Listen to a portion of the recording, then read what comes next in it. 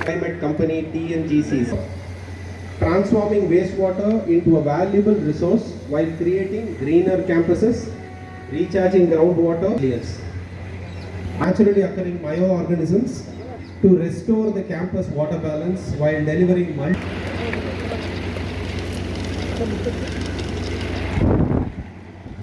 மரியாதைக்குரிய பள்ளி கல்வி, மரியாதைக்குரிய தொடக்க, அதனைத் தொடர்ந்து CRO கூடிய இந்த திட்டத்தினுடைய அறிக்கை தொடர்பான செய்திகளை விழா நிகழ்விலே அமர்ந்திருக்கும் அமைச்சர் அவர்களுக்கு வழங்கி சிறப்பிக்கிறார்கள். தொடர்ந்து பள்ளி கல்வி இயக்குநர்களுக்கு கூடிய ஏழையோருக்கும் மாவட்ட கல்வி அலுவலர்களுக்கும் நூலை பெற்றுக்கொண்டவுடன் மேடையில் இருக்கக்கூடிய அமைச்சர் உள்ளிட்ட அழைப்பாளர்கள் தயவுமாறு உங்களை பணிவன்புடன் வேண்டுகிறோம். கல்வித்துறையும்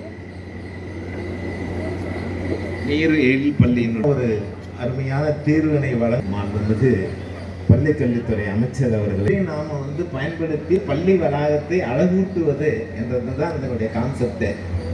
இந்த குழந்தைகளுக்கு இது தரும். ஏன்னா இது 5 மகளிர் மேல்நிலை பள்ளியை தான் தேர்ந்தெடுத்திருக்காங்க. இதுக்காக பார்த்தா முதல்ல பெண்களுக்கு பெண் கல்வியை தருவதை போல பெண்களின் மூலமாக இதை அந்த குடும்பத்திற்கே மிக எளிமையாக என்ற நம்மளோட ஒரு கிளப் நம்மகிட்ட இருக்கு. இந்த கிளப்பின் மூலமாக குழந்தைகளுக்கு நிறைய இயற்கை சூழலை அல்லது விழிப்புணர்வை ஏற்படுத்துகிற நிகழ்வுகள் நடக்கிறது. பயிற்சி போட்டிகள் நடக்கிறது, கட்டுரை போட்டிகள் நடக்கிறது, இயற்கை சுற்றுலா நடைபெறுகிறது.